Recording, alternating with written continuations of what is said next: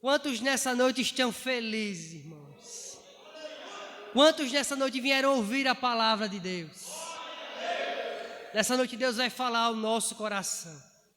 A mensagem de hoje eu quero falar sobre a vida de um homem que, apesar das aflições vividas, não perdeu, na realidade, a sua fé no Deus vivo.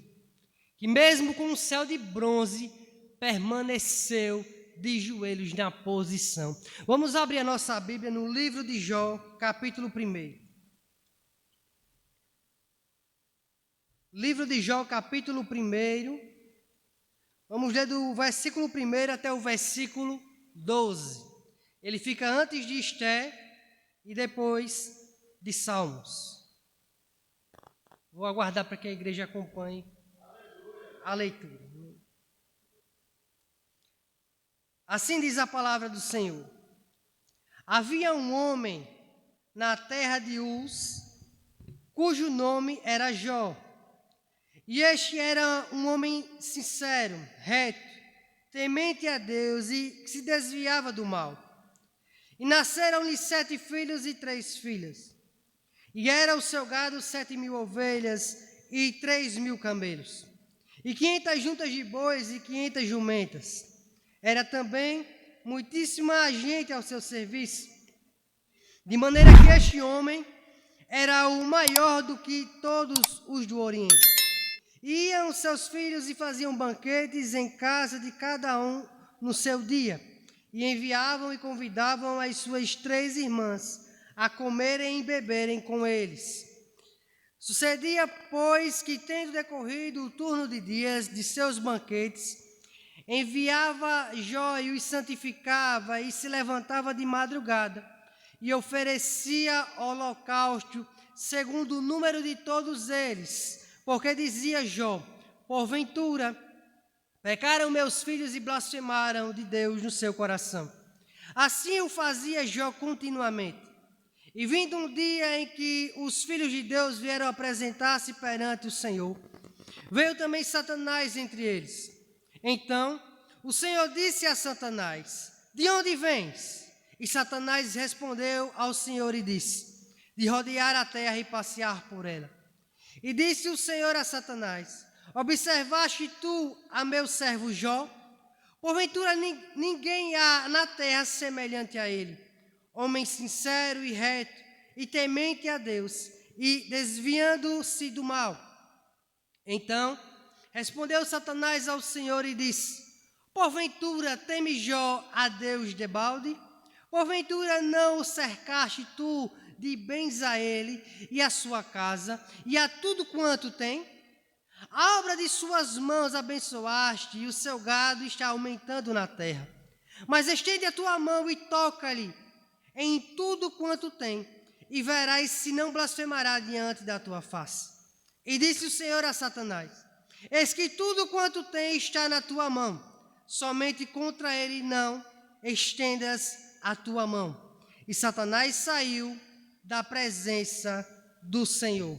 Hoje eu quero usar como tema as teses de Satanás. Vamos orar em nome de Jesus.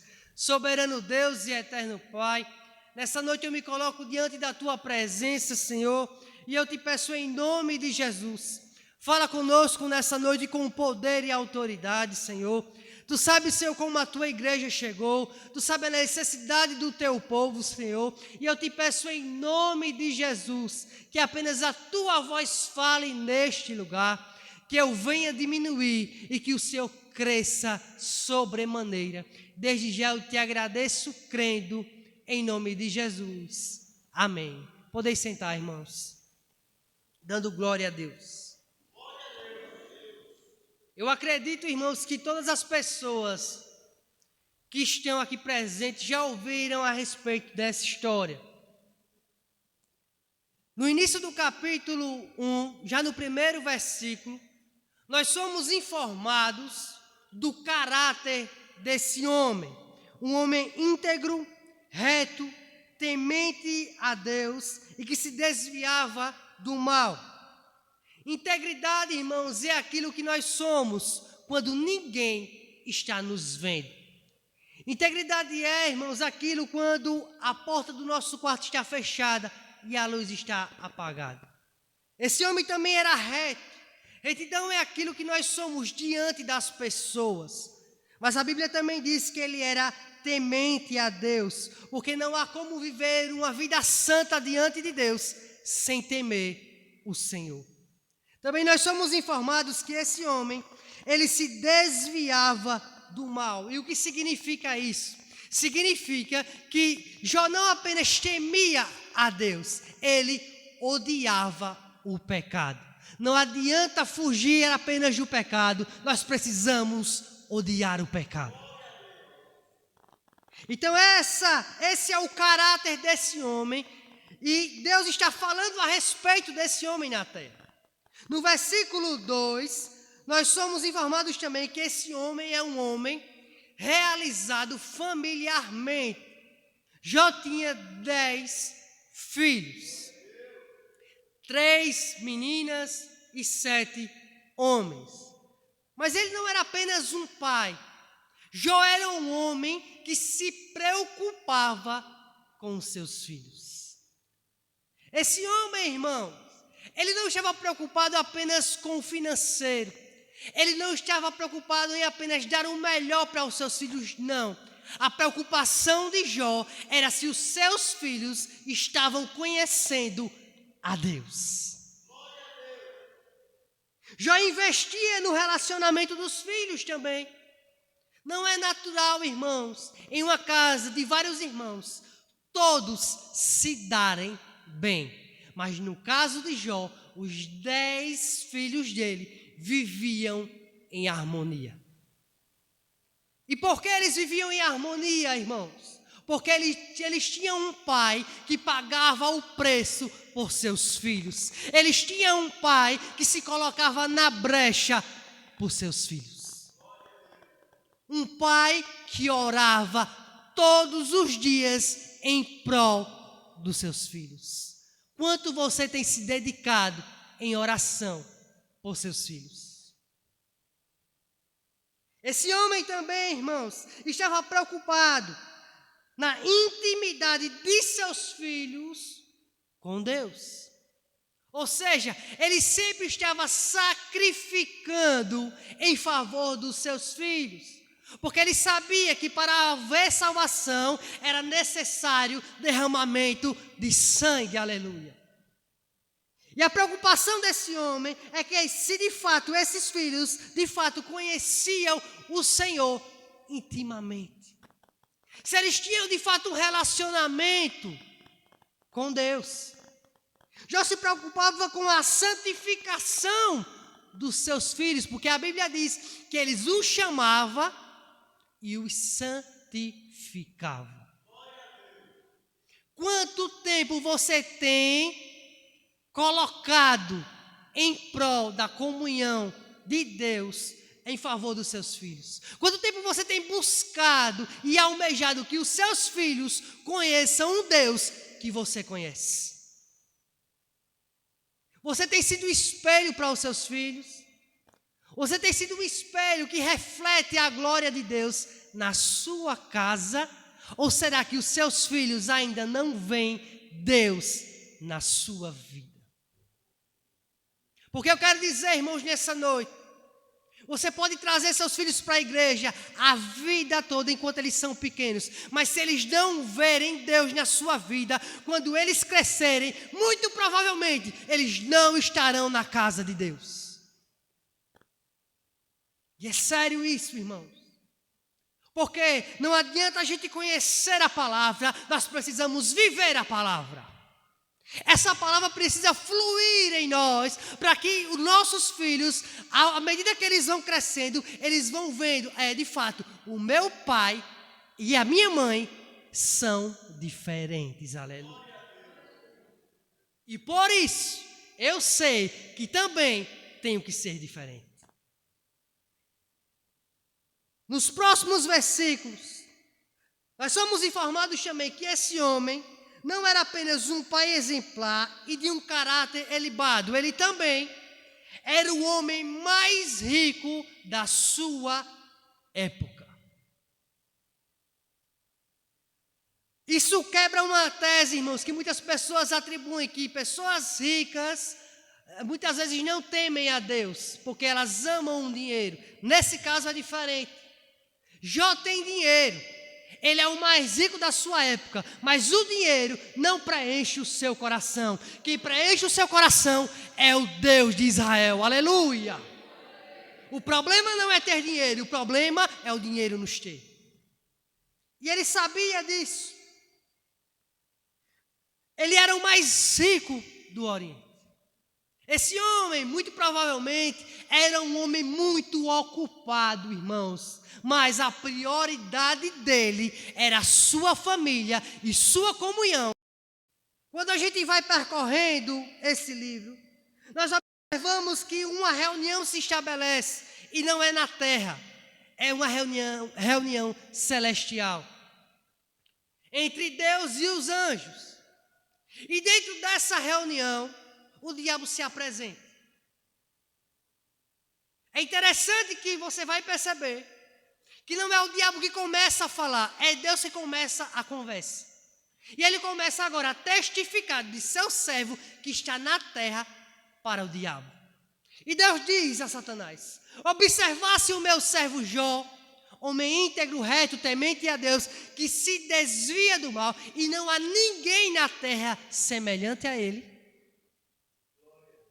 Veja como Deus estava falando do seu servo na terra.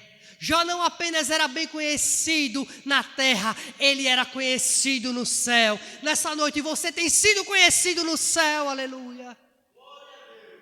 Ou será que apenas você é conhecido na terra? O que eu acho tremendo, irmãos, que não só a terra e que não só o céu conhecia ele, o diabo também conhecia Jó. Ele sabia, irmãos, quem era Jó.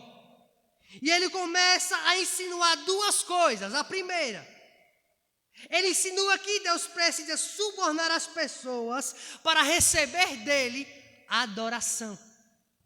Ele insinua que Jó só serve a Deus por interesse. Que ser cristão é um negócio. Veja como o diabo distorce.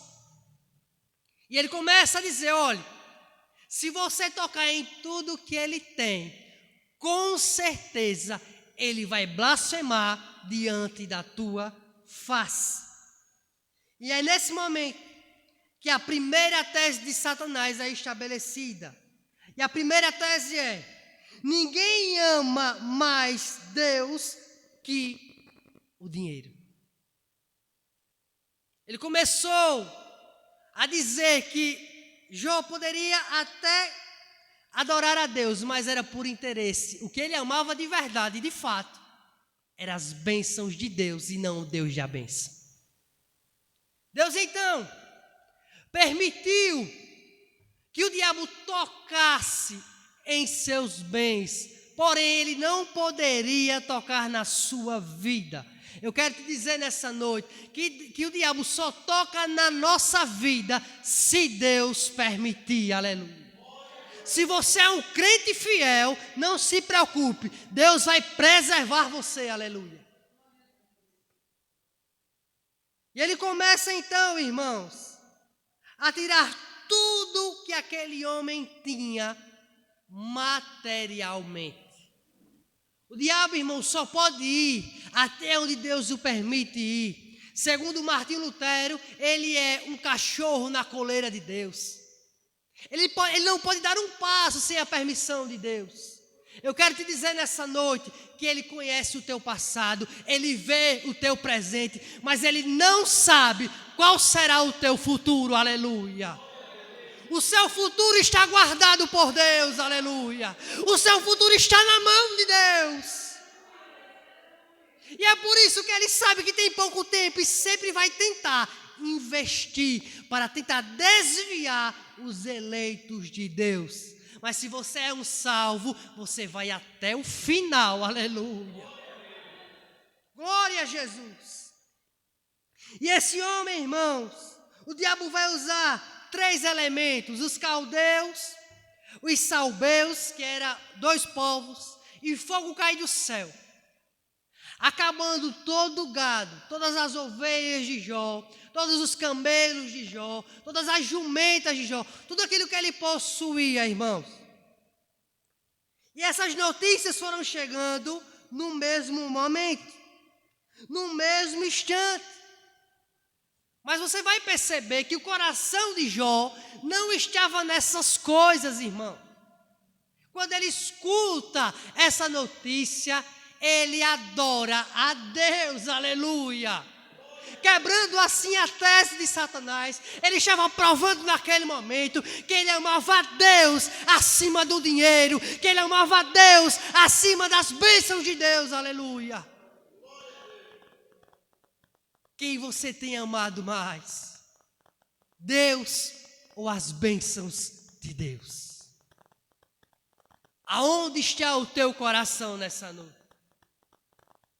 Como está o teu coração nessa noite?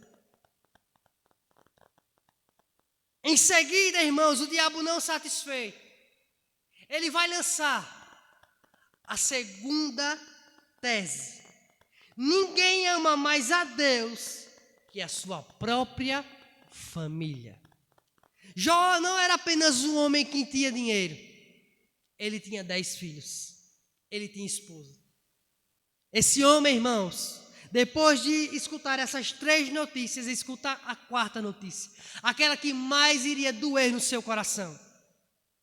Os seus 10 filhos estavam reunidos na casa do primogênito, se banqueteando, quando o vento entrou naquela casa, nos 4 cantos da casa, e a casa desabou na cabeça deles. Os 10 filhos daquele homem morreram. O homem mais rico do Oriente está falido, perdeu tudo e agora tem que enterrar 10 filhos. A grande pergunta é: como é que esse homem sai desse enterro? Como é que esse homem reconstrói a sua vida? Quando ele escuta aquilo, irmãos, ele se prostra no chão, ele rasga suas vestes, ele raspa a sua cabeça e começa a adorar a Deus e dizer: nu eu saí do ventre da minha mãe e nu partirei da terra dos viventes. O Senhor me deu, o Senhor levou, louvado seja o nome do Senhor. E em nenhum momento você vai ver esse homem blasfemar contra Deus. Naquele momento, a segunda tese do diabo caía por terra, porque Jó estava provando com a sua atitude que ele amava a Deus acima da sua família. Eu quero te dizer nessa noite: não coloque ninguém no lugar de Deus. Não coloque a sua mãe, não coloque o seu filho, não coloque o seu marido, não coloque nada acima de Deus, porque Deus não divide a glória dele com ninguém, aleluia. Ele tem que ser a prioridade da nossa vida, o nosso coração tem que estar nele. E sabe por que esse homem ainda está de pé? Porque o coração dele está firmado em Deus, aleluia. Se você tirar de uma pessoa que só pensa em dinheiro, o dinheiro, para essa pessoa a vida dele acabou. Para pessoas que só amam a família e esquecem de Deus, se você tirar a família deles, a vida deles acabou.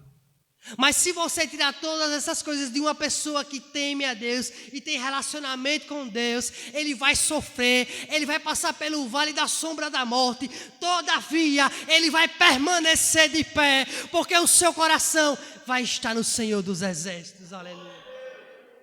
E ele entende e sabe que tudo veio de Deus e tudo voltará para Deus.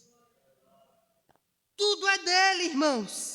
E para Ele são todas as coisas. Nós precisamos entender isso. Não bastasse essa aflição, agora chega, irmãos, a sua mulher. Imagine, você está passando por um vale, você está passando por essa aflição, e a sua mulher agora manda que você amaldiçoasse Deus e morresse. E Jó não fica calado, ele diz: mulher, tu falas como uma louca. Receberíamos apenas o bem de Deus e não também o mal? E em todas essas coisas, Jó não blasfemou contra Deus. Quando a segunda reunião se estabeleceu no céu, o diabo se apresentou novamente. E Deus agora começou a jogar na cara do diabo que as duas teses dele tinham caído por terra. Jó permanecia fiel. E nesse momento, o diabo levanta a terceira e última tese. Ninguém ama mais a Deus do que a si mesmo. Pele por pele. E tudo que o homem tem, vai dar pela sua vida. Toque na saúde dele. E você vai ver se ele vai blasfemar ou não. Mais uma vez, irmãos, o Senhor permitiu. E esse homem agora, não bastasse passar pelo processo do luto, não bastasse perder tudo, agora ainda vai virar uma chaga aberta, uma ferida aberta, da planta do pé até a sua cabeça. Bolhas se formam no seu corpo, cobertas de pus. Esse homem agora não consegue comer mais, ele não consegue dormir, ele não tem paz, ele não está cheirando bem, irmãos. Todas as pessoas o abandonaram. E Jó era um servidor. Era uma pessoa que, apesar de ter dinheiro, servia os órfãos e as viúvas. Ele está lá, irmãos, totalmente desfigurado. Está magro porque não consegue comer. Está com olheiras porque não dorme. A dor é muito intensa. E quando os amigos dele descobrem isso, eles vão visitá-lo. A Bíblia é clara quando ela diz: eles eram amigos. Imagine você em um momento desse. A única coisa que você vai querer do seu lado são pessoas que amam você, para que nesse momento elas possam consolar você ou tentar consolar você. Mas os amigos de Jó eram médicos que não poderiam curar. E quando eles verem ele naquela situação, em vez de consolar, eles ficam em total silêncio durante 7 dias. Não falam nada. Jó está calado também, gemendo de dor. E quando esse 7º dia se rompe, os amigos agora começam a acusar Jó por tudo aquilo que estava acontecendo. E eu separei algumas das acusações que eles fizeram. Eu quero que você acompanhe comigo. Primeiro, eles acusaram Jó de ser ladrão. Acusaram Jó de oprimir os pobres e negligenciar a causa das viúvas. Chamaram Jó de louco. Falaram que ele enriqueceu ilicitamente. Falaram que ele cometeu adultério. Jogaram vinagre em suas feridas. E culparam Jó pela morte dos seus próprios filhos. Esse homem está não sofrendo apenas uma ferida física, ele está sofrendo uma ferida emocional. As feridas que mais doem, irmãos, não são as físicas, são as da alma. Há muitas pessoas que carregam palavras de maldição e não repreendem, e por isso vivem com a alma ferida. Eu quero te dizer nessa noite, não receba uma palavra de maldição, porque não importa o que as pessoas pensam ao teu respeito, o que importa é o que Deus pensa a respeito de você. Quem te conhece não é o homem, quem te conhece é Deus, porque é Ele que esquadrinha mentes e corações. Mas Jó não fica calado, e agora ele vai fazer a sua defesa. Ele faz 16 perguntas a Deus. E eu separei algumas. A primeira pergunta de Jó é: por que, Deus, eu perdi os meus filhos? Por que a minha dor não cessa, Senhor? Por que eu não morri no ventre da minha mãe? Por que eu não morri antes de nascer? Por que os seios da minha mãe não estavam murchos para que eu morresse de fome? Por que o Senhor não me mata de uma vez, Senhor? Enquanto Jó está questionando, apenas o que ele escuta é o silêncio de Deus, aleluia. Não há dor, irmãos, mais profunda que o silêncio de Deus. Porque quando tudo está perdido, a única voz que você vai querer escutar não é a da sua mãe, não é a do seu esposo, nem do seu filho. A única voz que você vai querer ouvir é a voz de Deus. Não bastasse as 16 perguntas, ele faz 34 queixas a Deus. Enquanto Jó está nessa autodefesa, querendo se justificar, Deus está calado. Mas quando ele sai da autodefesa, está no fundo do poço e olha para cima, ele começa a entender que, por fim, no meio de todas aquelas coisas, no fim, Deus se levantaria ao seu favor. E aquele momento que ele estava passando era apenas um momento, não era a vida dele por completo, irmãos. Às vezes nós estamos passando por desertos e achamos que vamos morrer no deserto. Você não vai morrer no deserto. Um deserto, irmãos, não é para te matar, é para te dar experiência.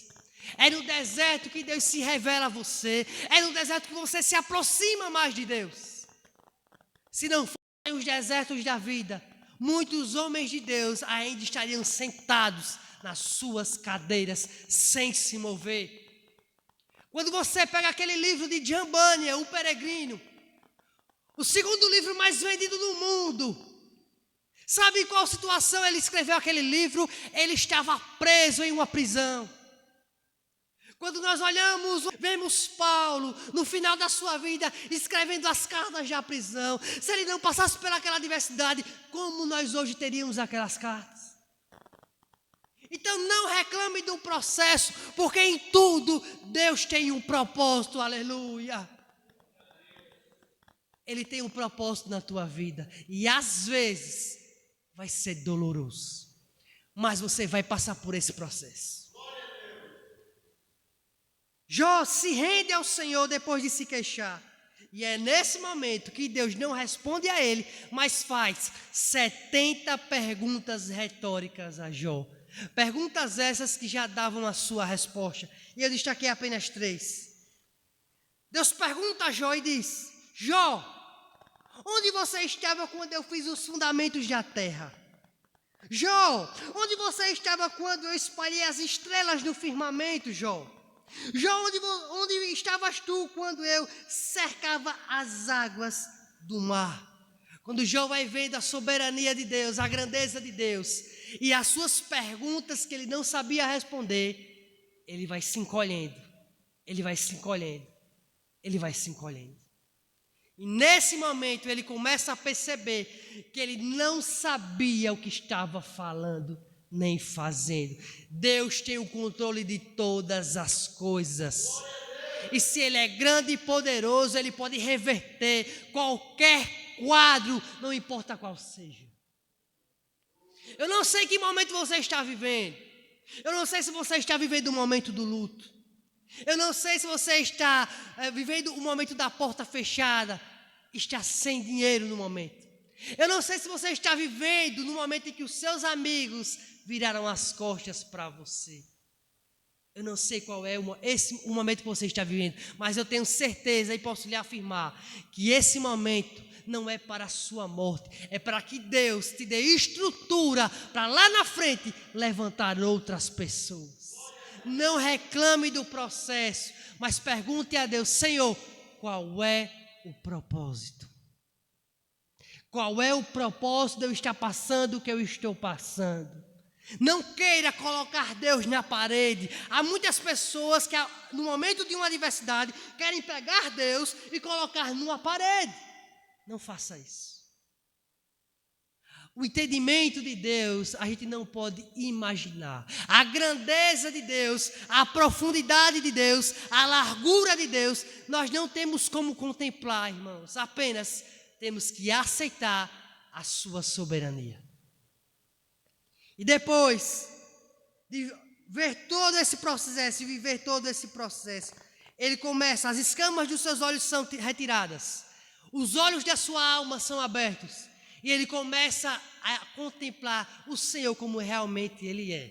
E ele diz: antes eu ouvia a teu respeito, mas agora os meus olhos te veem. Aleluia. Quer ver o Senhor? Quer ter experiências com Deus? Se prepare. Vai doer, vai ser apertado, mas você vai viver coisas inimagináveis. Quantos nessa noite querem passar pelo processo? Quantos nessa noite querem se prostrar e dizer não à tentativa de blasfemar contra Deus? Quantos querem dizer sim ao Senhor, apesar da porta fechada, apesar da enfermidade quando bate na porta? Porque quando essas coisas se manifestam na nossa vida, se revela em nosso ser quem realmente a gente é. Esse homem foi atingido nas 5 principais áreas da sua vida. Ele perdeu todo o seu dinheiro. Ele perdeu a sua família, os seus filhos. O casamento desse homem foi destruído. As suas amizades foram completamente interrompidas. E esse homem passou pelo processo da enfermidade. Mas mesmo assim, ele não perdeu a sua fé. Não retroceda. Maior que o seu problema é o Deus que você serve. Eu vi um testemunho e me impactou muito. Certa feita, um homem estava com seu filho pequeno e ele viu um avião sobrevoando no céu. Só que quando você olha daqui para cima, o avião é pequeno. E ele perguntou, antes de ver esse avião, pai, qual é o tamanho de Deus? E aquele homem mostrou aquele avião e disse, olha, se aquele avião que você está vendo, é grande ou é pequeno? Ele disse, é pequeno, pai. Vamos aqui agora. Esse homem leva aquele filho para um aeroporto e mostra ele um avião bem pertinho. Esse avião, filho, agora, é pequeno ou grande? Ele disse, é grande, pai. Mesma coisa é Deus. Se você estiver perto de Deus, o seu Deus é grande. Agora, se você estiver longe de Deus, o seu Deus é pequeno. A chave é, se aproxime de Deus, que os gigantes vão cair por terra. Depois, irmãos, que esse homem começou a não se inflamar pelos seus amigos, porque eles acusaram ele e começou a orar por ele. O cativeiro desse homem foi totalmente transformado. E Deus começou a multiplicar tudo que ele havia perdido. Deus multiplicou os seus bens. Deus restaurou os seus relacionamentos. Deus deu àquele homem mais 10 filhos. Por quê? Jó não havia perdido os seus primeiros 10 filhos. Porque só se perde uma pessoa quando você não sabe onde ele está. Mas Jó sabia que aqueles 10 filhos que morreram primeiro estavam guardados por Deus. E por isso ele tinha 10 filhos sepultados com Deus e 10 filhos agora vivos. Tudo foi transformado porque esse homem decidiu no seu coração não olhar para o problema, mas para a grandeza de Deus. O Espírito Santo só me deu até aqui. E eu quero te dizer nessa noite que maior que o seu problema é o Deus que você serve. Vamos aplaudir o Senhor Jesus. E eu agradeço a oportunidade.